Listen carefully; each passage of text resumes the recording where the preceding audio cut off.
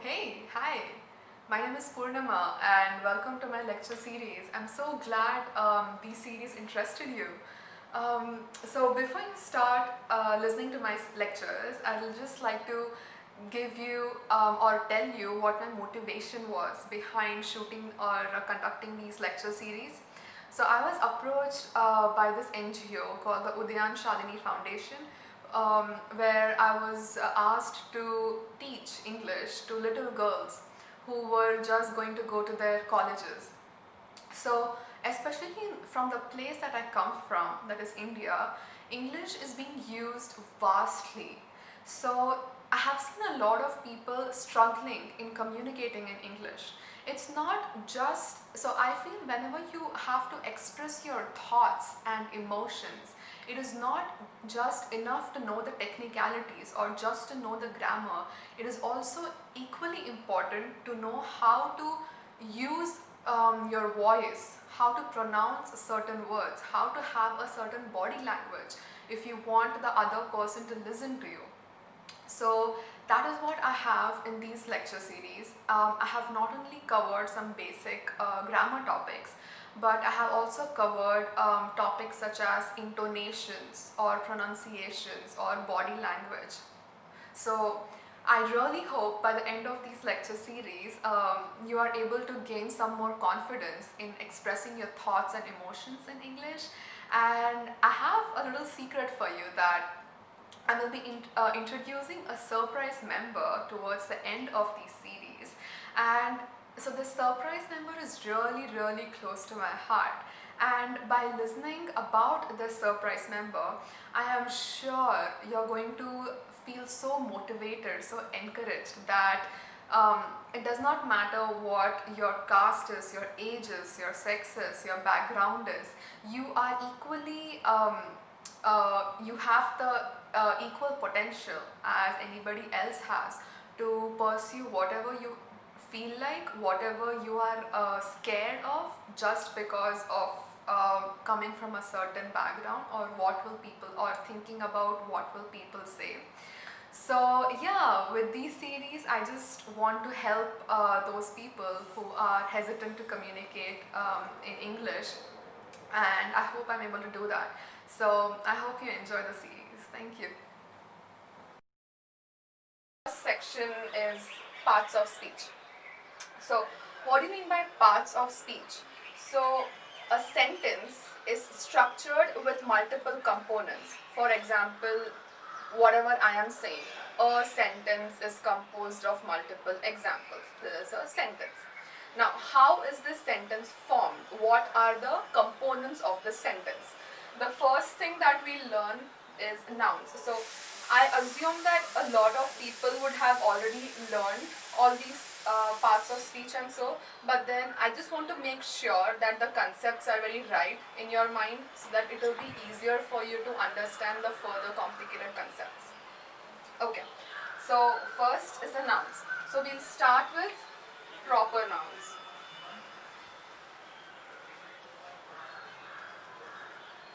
So what are proper nouns? Proper nouns are names. Like my name is Purnima, so it's a name. India, Pune, Maharashtra, all these come under proper nouns. Second, we have common nouns.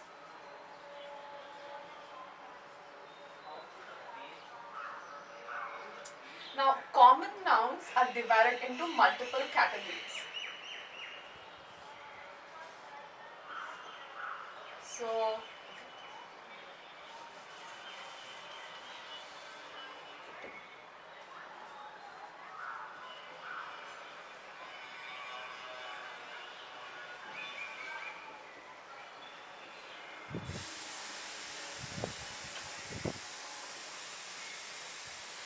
the first one is countable nouns, like the marker. So I can say I have one marker, two marker, multiple markers. I have one book, two book, multiple books. So countable nouns are something that can be counted. Next we come to uncountable. So uncountable nouns are something that cannot be counted. For example, money. You cannot say that I have one money or two money. You can say I have one coin, two coins, or one note, or two notes. You cannot say I have one or two money. That is uncountable. Then information. So I am giving you information. I cannot give you one information or two information. I just can give you information that's uncountable. So that will come under uncountable common nouns. Next, we can have water. You cannot say that I had one water. You can say I had one glass of water. Glass is countable. One glass, two glasses, 10 glasses, 20 glasses. Water, milk, rice, all these are uncountable. In the same way, if you have like music, art, I have listened to 10 songs. Songs is countable, but I listen to music. Music is uncountable. Okay. And then we have collective. So collective common nouns are something that is used for when multiple things come together, when multiple things are collected together. So for example, family. In a family, you have your parents, your siblings, your cousins or whoever. So they come together. So family is a collective noun. Then you have a society. So you might be living in a house or in a society. So society is when people from different backgrounds and different cultures come together. So society is a collective noun. We can say a group. A group of friends are standing there. A group of people have come here. So group is a collective noun. So all these are related to people like family, society, group. What about non-living things like a bouquet? I gave you a bouquet of flowers. So bouquet is a collective noun where you have collected multiple flowers. Then galaxy. So I don't know if you know what a galaxy is. A galaxy is collection of stars and planets and all the celestial objects. So galaxy is a collective noun. So that's here. And one more common noun that we have is a compound.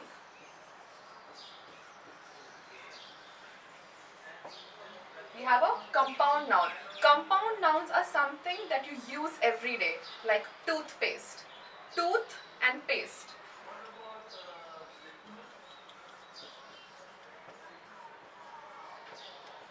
So it's formed with two words, tooth and paste. Since it's formed with two words, it's called a compound noun.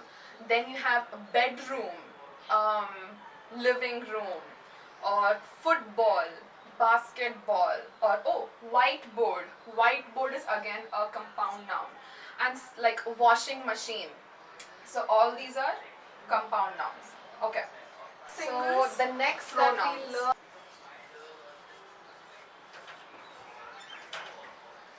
So I want you to pay more attention in pronouns because there are a lot of different types of pronouns and they are used in every sentence possible. I mean, not every, like most of the sentences that you use in your everyday conversations. Okay, so, alright, let's start.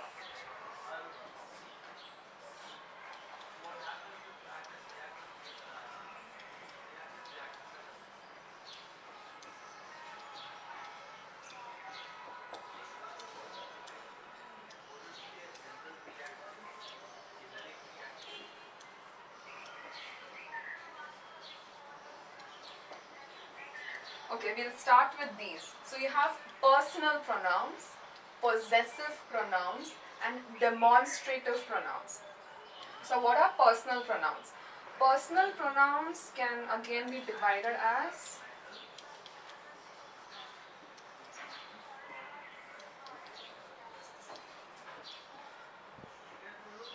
subject and object. So we will learn what subject and object are in the next classes, but for now I'll give you examples. So the subject can be I, or you, or we, or he, she, it, or they. So all these are words that you use in everyday conversations. I went to a movie. Are you coming to my house? She likes bananas. Or okay, so then the others are that are used as object, like me, us, him, her, it, them. Okay, so I want you to be attentive here. So he goes to college. We say he goes to college. Him goes to college is wrong. Um, or how can I say? It was her birthday. That is correct. It was she's birthday. That's wrong. It was her birthday. Or with him, what example can I give you? Um, I went to a movie with him. So I went to a movie with him. I went to a movie with he is wrong. I went to a movie with she is wrong. I went to a movie with him. I went to a movie with her. I went to a movie with them. Okay?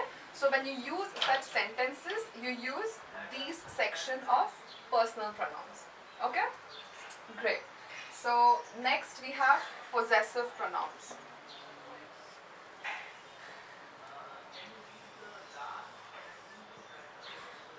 One is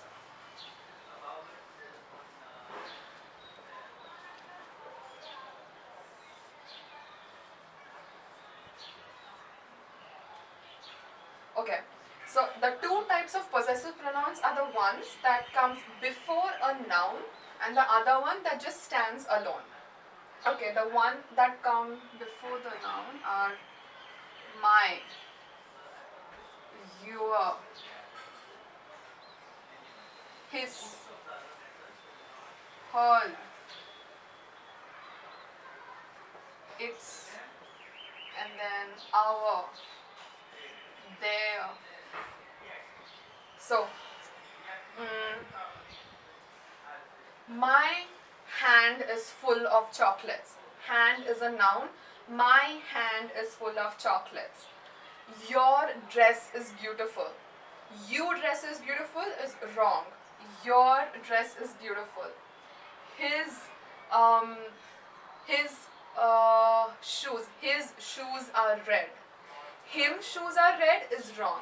His shoes are red is wrong. His shoes are red. Our. What example do I have for our? Our family name or our last name is dash dash dash. Our family goes on a summer vacation. Us family goes on summer vacation is wrong. Our family goes on summer vacation. Their family has a dog. Their family has a cat. So all of these come under possessive pronouns. And the ones that just stand alone are mine,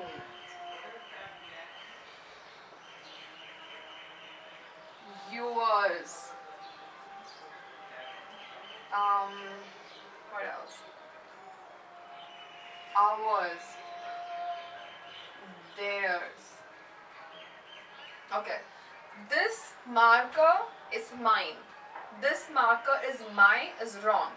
This marker is mine. This whiteboard is mine. Yours.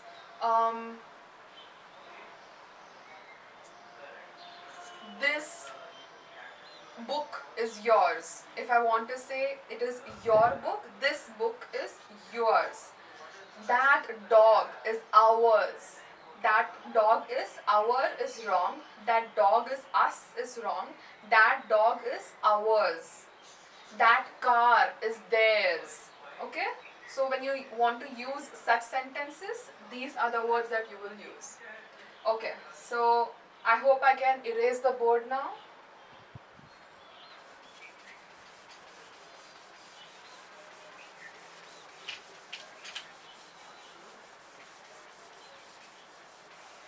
Okay, the next set of pronouns that we have are, oh, I did not explain what demonstrative pronouns are, so I'm going to write them again. I forgot that. we have demonstrative, we have indefinite, and then we have relative. Okay. So demonstrative pronouns are very easy, like this, that, and these, those. So this board is mine. If I'm going to stand next to the board, I will say this board. If I'm going to stand away from the board, I'm going to say that board. If you are standing away from a building, you will say that building, that flower pot. But if I want to say stay close, I will say this flower pot, this board, this marker. I'm standing away from the mobile, so that mobile. And these these plants were brought from a farmer's market. And I can see clouds, those clouds are so beautiful. Okay, so that's how you use these. Next is indefinite. Indefinite are also easy, like someone, anyone, or each, somebody, anybody. So someone is watching me. Okay, like that. So relative. Relative pronouns are, here we go, whose, whom,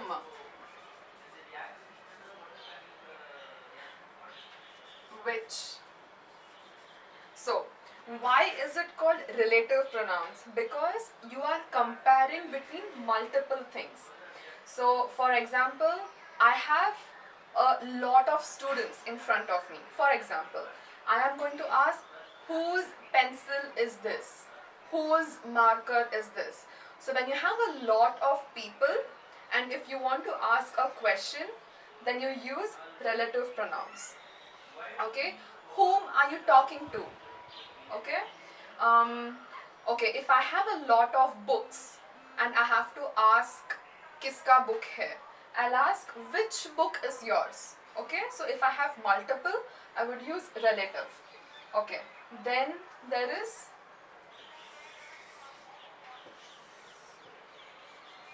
interrogative,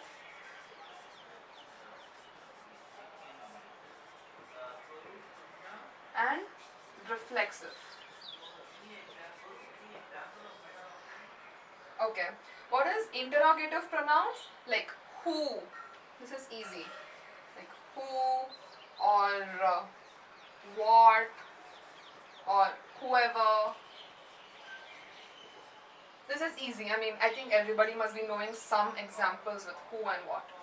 Reflexive is something important and it's tricky to use it in the sentence. So reflective will be myself, yourself,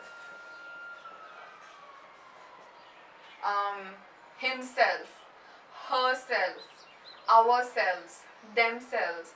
So when you use reflexive pronouns, you use it normally as an object, which means towards the end, like he did the homework by himself. I went to the market by myself. Myself went to the market is wrong. Myself goes to the movie is wrong. I go to the movies, or I went to the movies by myself. Okay, or they drove the car by themselves. Okay, themselves drove the car is wrong. They drove the car by themselves. Or what else do I have? Or itself. The baby came to me by itself. Okay, so that's where you use reflexive pronouns. Okay, so this ends the section of nouns. Okay, now we can next section we have is adjectives.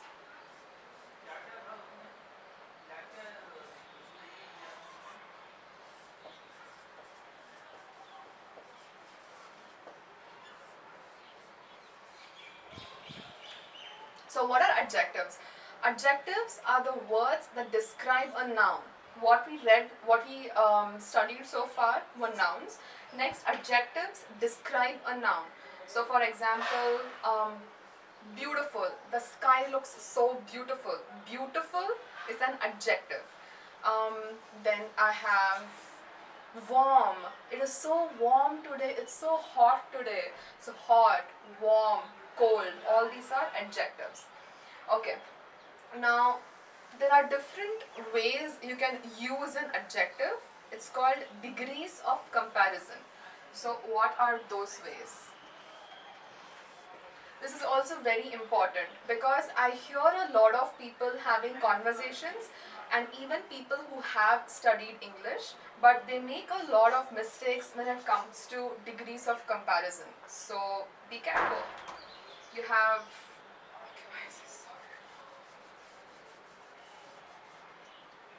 positive, comparative, and superlative. Okay, positive. So I'll just take a simple adjective. Simple. This is a simple concept. It is a simple problem. Now we come to comparative. If I have two different concepts, I have maths and English, and I want to compare which one is simpler, then I will use comparative. English is simpler than maths, or maths is easier than English. So you have simpler.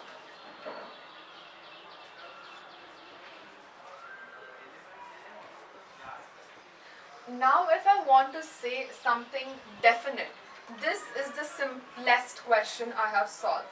So that is superlative. Simplest. Alright? So another example.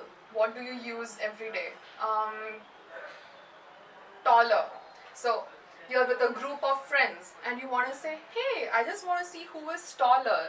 So you are comparing yourself with your friends. And since you are comparing two people, you would use comparative degree.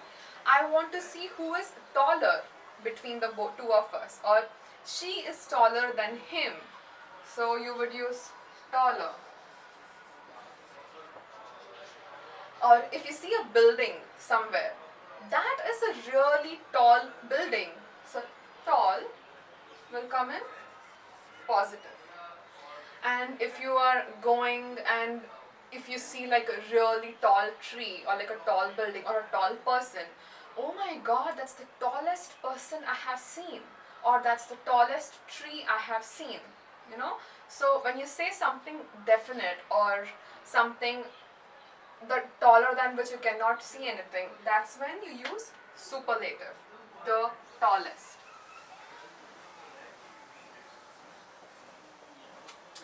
Now, normally when you use adjectives which are comparative, you use it with the word than. So, simpler than, taller than.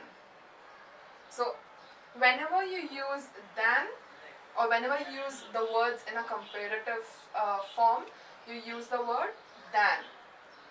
Okay. Then when you come to superlative, we use the word the. It is the simplest problem, the tallest building, the most talkative guy, right? Okay. Okay. One more thing. When you have, so there are some words which can have ER and EST, and there are some words which cannot be written in this form, ER or EST, like beautiful.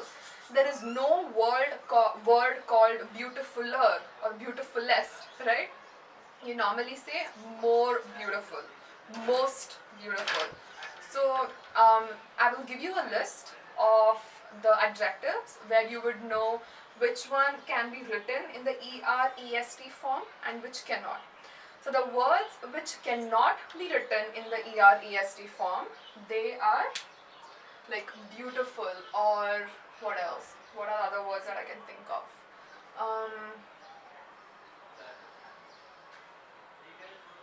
Ugly, harmful. Okay, let's take harmful. So I can say more harmful. If you are using some different types of creams or lotions or some products for your skin or face, you can say this cream is more harmful than that. Harmfuler, there's no word like that, there's no word like harmfulest. You say more harmful and most harmful.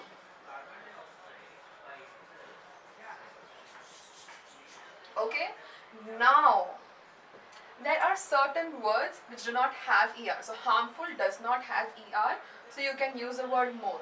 But what I have observed is normally people do this mistake of saying more simpler, more taller, more warmer. That is wrong. You cannot, it's not the right grammar to say more with an ER word, or most with an EST word. So you might have heard, this is the most simplest thing that I've seen. So that's not correct. This is the simplest thing I have seen. Most and simplest do not come together. Do I have more examples? Today was hotter. Today, the weather today is hotter than yesterday. I will not say today the weather is more hotter than yesterday. That's wrong. Today the weather is hotter than yesterday.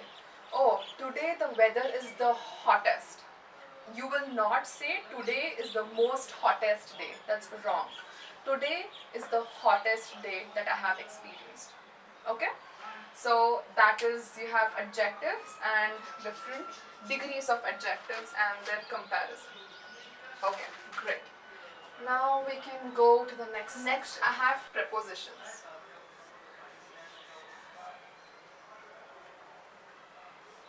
Oh my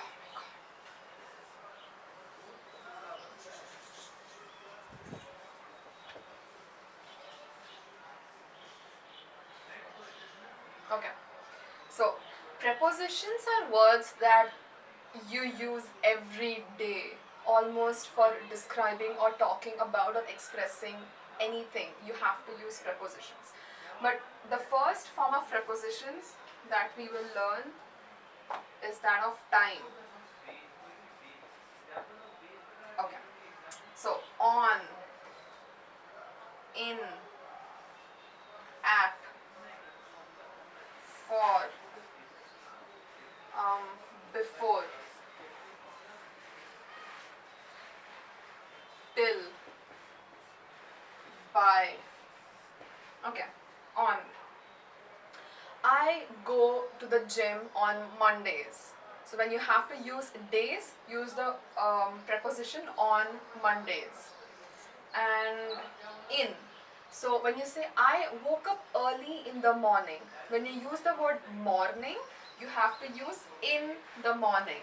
Or it's very hot in the month of May. So when you have to use months, you use in.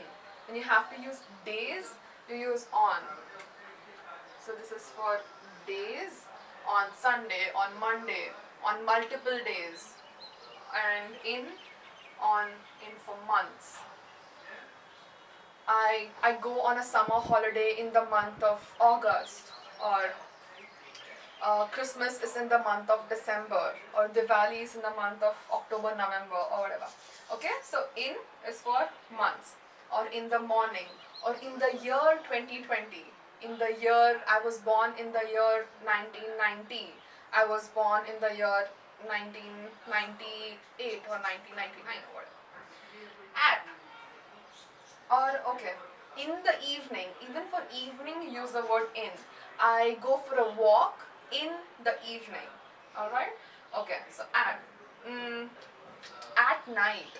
So there's a difference, right? So for the morning, we use at the morning, or evening. At what time are we meeting?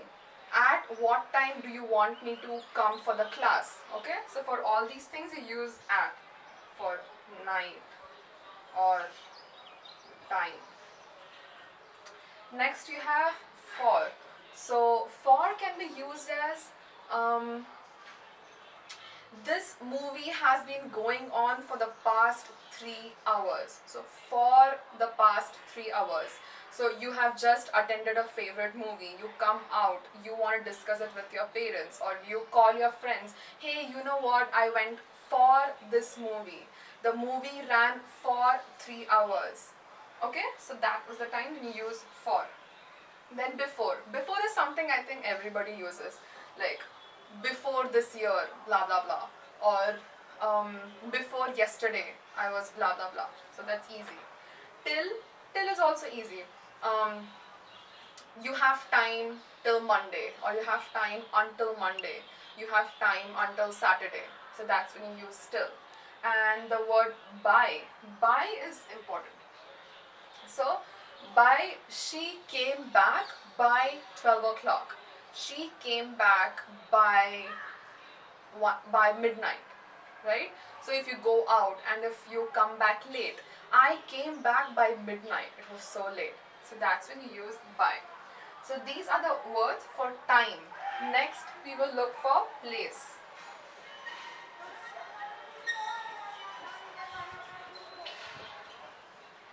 For place. So surprisingly, these same words are also used for place. For example, in, on, at, under, to. So, here you use the word on for days.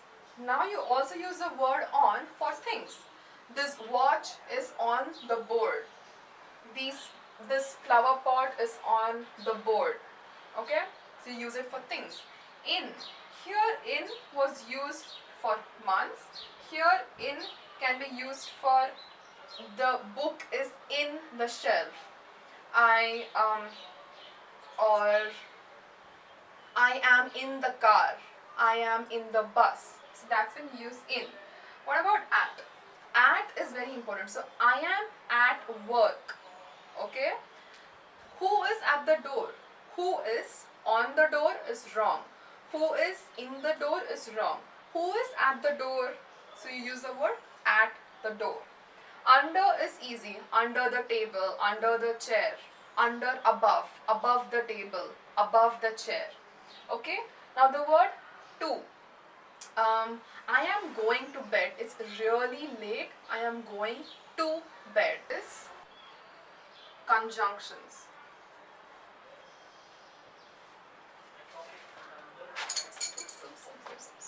Okay. Conjunctions is something that again you use a lot of times. Like and, I am tall and dark, or I have a black and a red marker. So the word and. Then because, I was not able to come for the class because blah blah blah. So for this, I have an easy way of remembering. It's a acronym called fan bobbies. Huh? That's a funny name. Okay, so this is for and nor but or because yet so. So I think these are the conjunctions that we normally use a lot, and that is why I've made this acronym called fan bobbies. F for. I went. When do you use for? I like to go out. For no, I like to go out to get fresh air. For, when do you use for? Um, I like this movie for it has great actors in it. Okay? And is easy, nor. Neither do I like this dress nor that. We use it a lot of times when we go shopping. I don't like this, I don't like that, blah, blah, blah. So if I have two dresses and your sister or your brother or your friend has gone inside the dressing room and he comes back, so which one do you like, this one or this one? And if you did not like either of them, you can say neither did I like that one nor this one. Okay, that's when you use nor. But is easy. I wanted to attend the class, but I had network issues. I heard that a lot. So or is also easy. Um, I can eat an apple or an orange. So or because it's easy yet. So I have not received any voice messages yet. So if you want to say until now I have not received anything, use the word yet. Like I have not received any homework yet. I have not received any questions yet. I have not gotten any doubts yet. That's when you use yet. Then so. Where will you use so? I was ill, so I did not come to the class.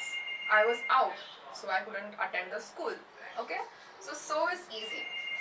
Alright. Next that we have is articles.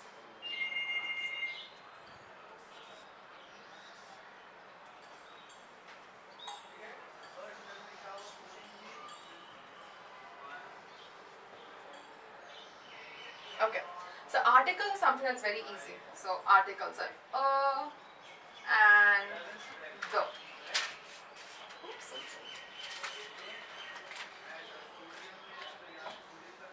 Okay. So articles is something that I hear a lot of people making mistakes with. Here you have the vowels A, E, I, O, U. If I have a word that starts with any of this, I would use the word an.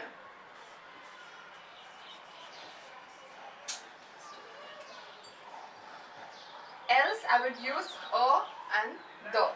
For example,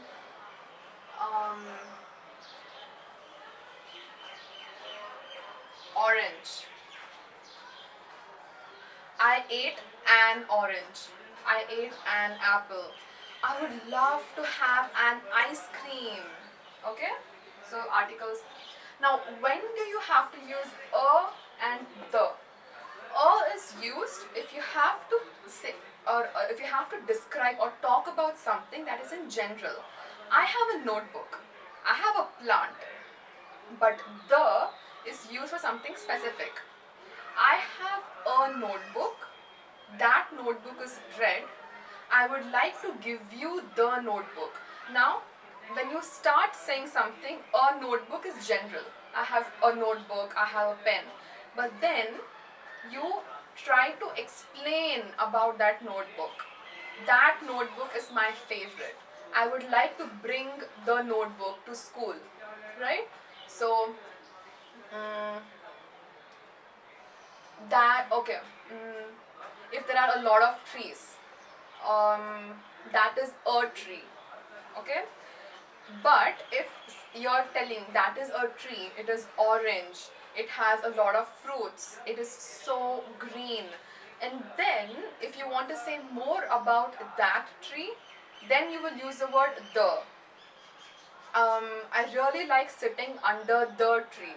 Okay, so a is used for something general, the is used for something specific.